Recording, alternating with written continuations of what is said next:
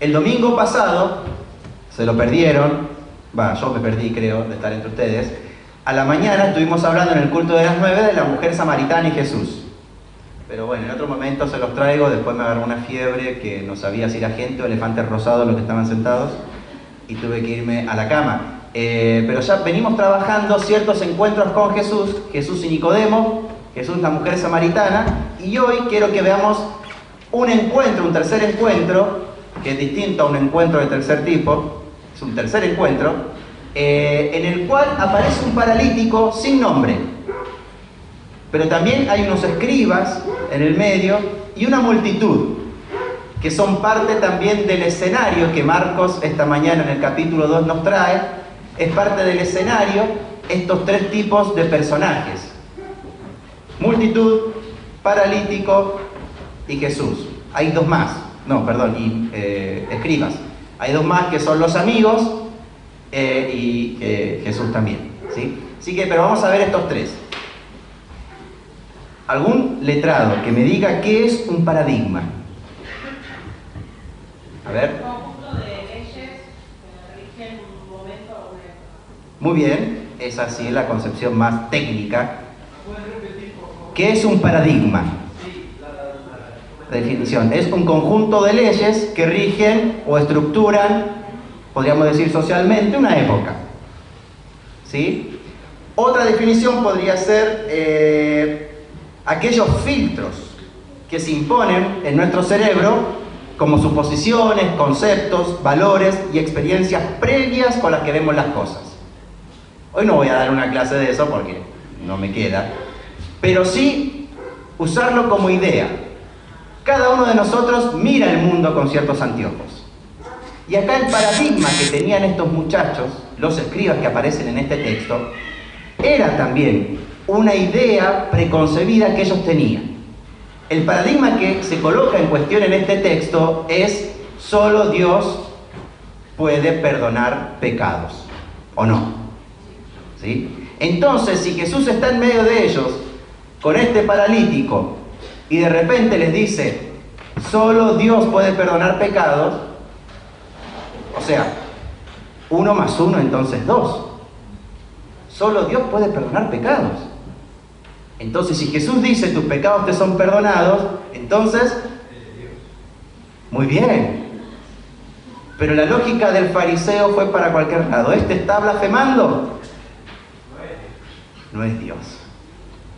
Hoy la lógica de los escribas se está colocando en jaque. Este relato tiene varios elementos que son fascinantes. El primero: hay una multitud, dice el texto, que no deja entrar al paralítico ni a los amigos. Aunque la misma multitud sí al final los deja salir perfectamente. O sea, esta multitud no es que era tan grande que no dejaba entrar a nadie más. Era una multitud egoísta de última, que no quería que nadie más entre. Es una multitud que no quería que el paralítico y esos 4 amigos medios locos entraran donde estaba Jesús. Muchas veces también, creo, nosotros y nuestra vida está rodeada de esa multitud, de voces, de gente, de situaciones que no nos dejan acceder quizás a lo que Jesús quiere y tiene para nosotros.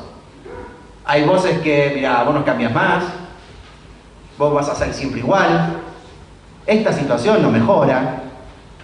Y esas voces se convierten en multitudes para nosotros que no nos dejan acceder allí donde queremos estar, o donde Jesús por lo menos en ese relato está.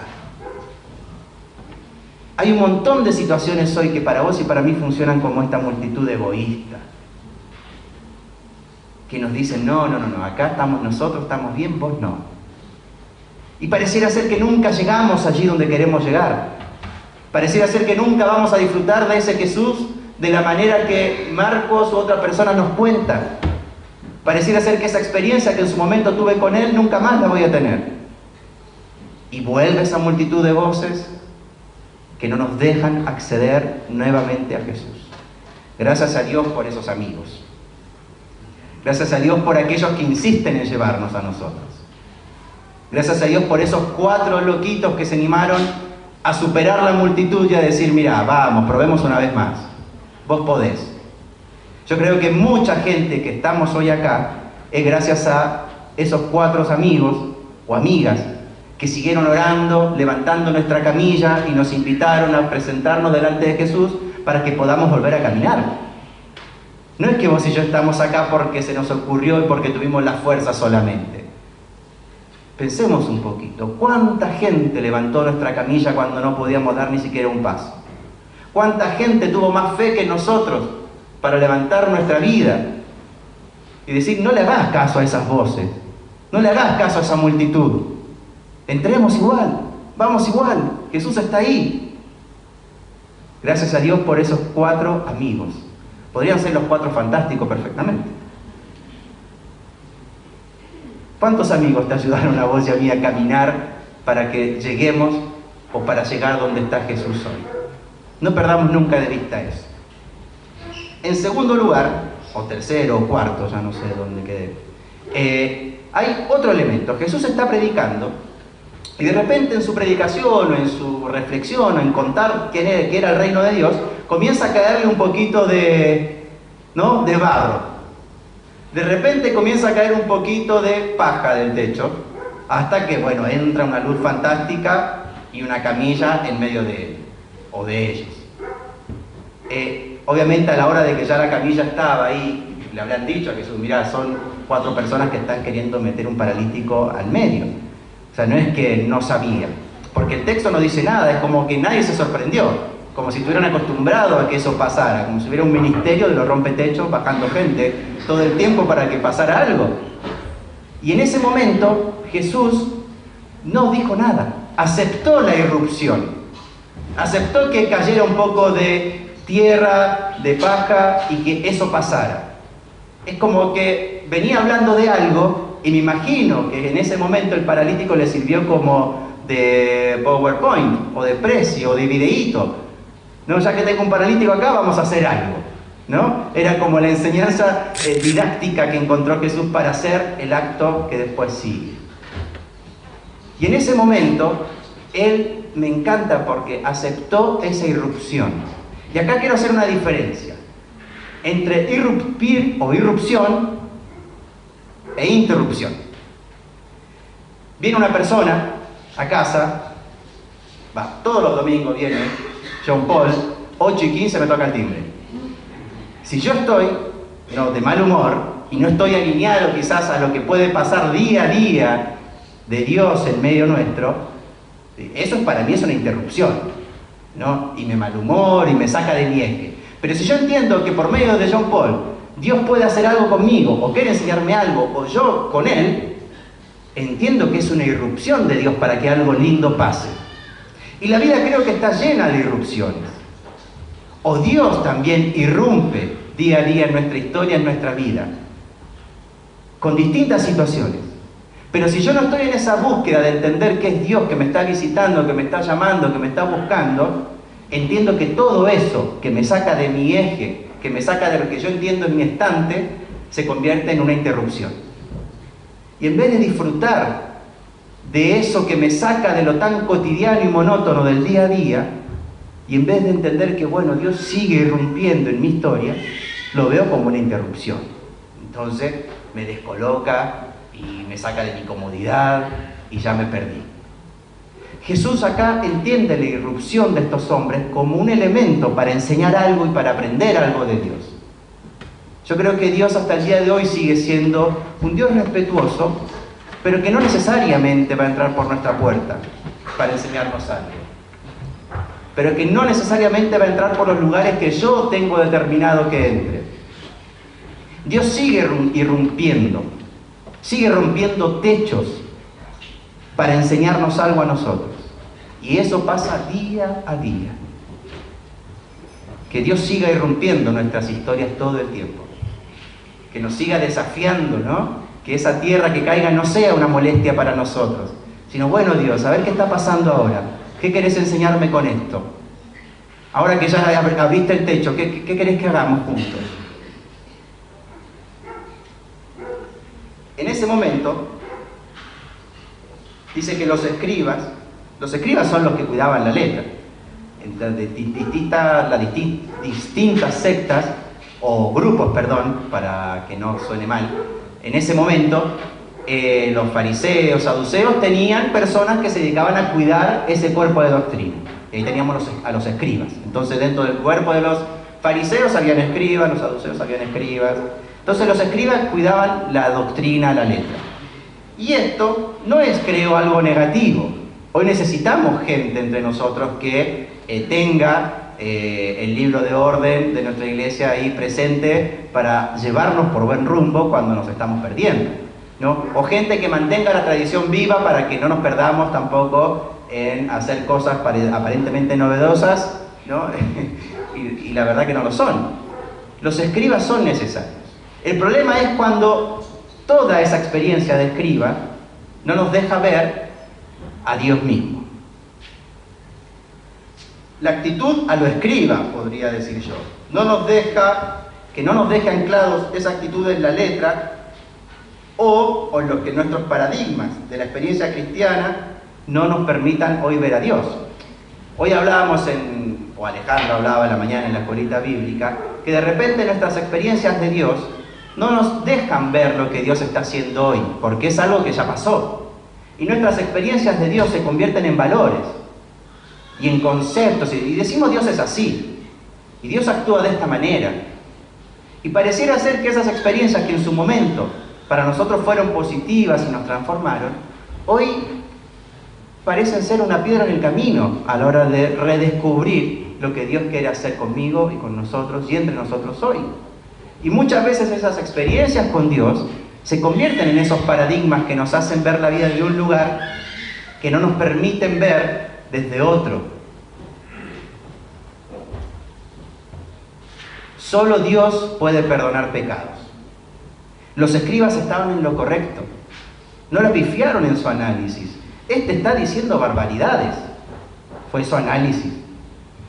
Lo que a Alberto le salió de manera espontánea, claro, si solo Dios puede perdonar pecados y este está perdonando pecados, entonces tiene que ser Dios. Los escribas no. No lograron ver a Dios delante de ellos por ser escribas. Por mantenerse anclados en una tradición. Por mantenerse anclados en una manera de pensar la iglesia. Por mantenerse anclados en una manera de pensar la vida cristiana. Y Dios sigue irrumpiendo. Pero a ellos no le importó eso, no le importó el paralítico, le importó lo que dijo este morocho de Nazaret. Se está animando a perdonar pecados y solo Dios lo puede hacer. Es un hereje. Hoy creo que nuestras experiencias, nuestras prácticas, nuestro orden, todo aquello que nos ayuda a comprender quién es Dios para nosotros y nuestra comunidad, nos puede anclar a una visión que nos prive de un Dios creativo o creador o novedoso entre nosotros. El análisis que ellos hacían era muy básico en ese momento. Si vos estás enfermo, es porque pecaste. ¿Sí? O vos o tus padres. Alguien pecó en tu familia, por eso te está pasando eso. Y Jesús viene a romper un poquito con eso, aunque ya los profetas en el Antiguo Testamento lo hacían. Cada uno es responsable ahora de lo que le pasa. Pero esto de perdonar pecados o sanar, para Jesús era lo mismo. Era lo mismo. Y acá nos está jugando con qué es más fácil o más difícil. Hacer o decir. Dice, ¿qué es más fácil decir? ¿Tus pecados te son perdonados? ¿O levántate y anda? Y esa pregunta creo que hoy sigue resonando entre nosotros, o por lo menos en mí. ¿Qué es más fácil decir?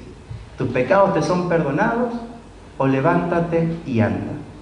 ¿Qué es lo que hoy necesitamos cada uno de nosotros para tomar nuestra camilla y salir? ¿Qué es lo que hoy necesitamos de parte de Jesús para que nuestros pasos tomen fuerza otra vez? ¿A un Dios perdonador o a un Dios sanador? Permítanme decirle que en Jesús no hay diferencia. Jesús perdona, por eso sana. Y a Jesús le importa perdonar y sanar lo que internamente cargamos y tenemos. Porque sabe que ahí se da el primer paso. Porque sabe que desde ese lugar se impulsa a través de la vida. ¿Qué es más fácil decir? ¿Tus pecados te son perdonados? ¿O levantarte y andar? En ese momento, y Marcos acá en su narración es terriblemente complejo, dice que él se levantó, tomó al instante su camilla y salió a la vista de todos, de manera que todos estaban asombrados y glorificaban a Dios diciendo: jamás hemos visto cosas semejantes. Es malo, Marcos, porque dentro de esos todos capaz que también estaban los escribas. Y da a entender, o deja entender, que aún los escribas vieron lo que pasó como un acto de Dios y glorificaban a Dios con todo aquello que había pasado. Y narrativamente, ese todos, que incluye también a estos escribas, dicen que jamás habían visto cosas semejantes. Y sin darnos cuenta, Marcos nos cambia la historia y ya no es el paralítico el que importa y el que se fue transformado, aunque sí se fue transformado y seguramente ese paralítico se convirtió en un testigo de Jesús. Pero acá habla de la conversión que tuvieron estos escribas, pareciera ser. O la conversión que tuvo esta multitud que al principio no dejaba que entrara este paralítico y que ahora hicieron camino. Y no solo que hicieron camino para que salga caminando este muchachito, sino que glorificaban a Dios porque jamás habían visto cosas semejantes. Queridos hermanos y ya amigos, creo que Jesús hoy sigue irrumpiendo en nuestras vidas. Él no te va a pedir permiso el día que quiera cambiar algo en vos. Ya está. Ya entró en nuestro corazón, entró en nuestra historia. Pero hoy Él sigue irrumpiendo. Él quiere que nuestras experiencias de lo que ya pasó en nuestras vidas y en nuestra iglesia no funcione para nosotros como un ancla en su poder creador y creativo hoy en medio nuestro. No puedo quedar anclado en quién era Dios para mí. Necesito nuevamente abrirme a este Dios que abre techos para mostrarme su poder otra vez. Necesito nuevamente abrirme a este Dios creativo que no deja que mi experiencia pasada funcione solo como testimonio, como algo fosilizado para mí, sino que quiere que aquí y ahora y diariamente su irrupción genere algo nuevo, algo creativo en nuestro vínculo de Él, conmigo y entre nosotros. ¿Amén? ¿Se comprende? ¿Sí? Muy bien. Dios sigue irrumpiendo, ¿sí? Sigue metiéndose en nuestra casa. Sigue pasando la multitud si es necesario para encontrarnos con Jesús. Sigamos también siendo nosotros personas que ayudemos a otros a que lleguen a Jesús. Carguemos, sigamos cargando. Rompamos techos con otros. Muy bien. ¿Sí? Sigamos ayudando a otros que ya perdieron la fe en este Jesús que puede transformar y cambiar las vidas. Creo que Dios nos está invitando a eso hoy. Y no seamos tampoco escribas. Yo me considero de repente un escriba. Creo que el rol de ver o cuidar ciertas cosas me convierte en un escriba. Y mi oración es que eso no me impida a mí, o yo no impida a Dios crear y ser creativo en mi experiencia y en nuestra experiencia comunitaria. ¿Sí? Dios nos ayude, Dios sigue siendo creativo. La idea de Jesús es que salgamos de cada encuentro con Él con esta expresión: jamás hemos visto algo semejante. No perdamos eso, no perdamos esa experiencia viva de que jamás nos había pasado esto. Jamás tiene que parar de ser asombroso Jesús para nosotros.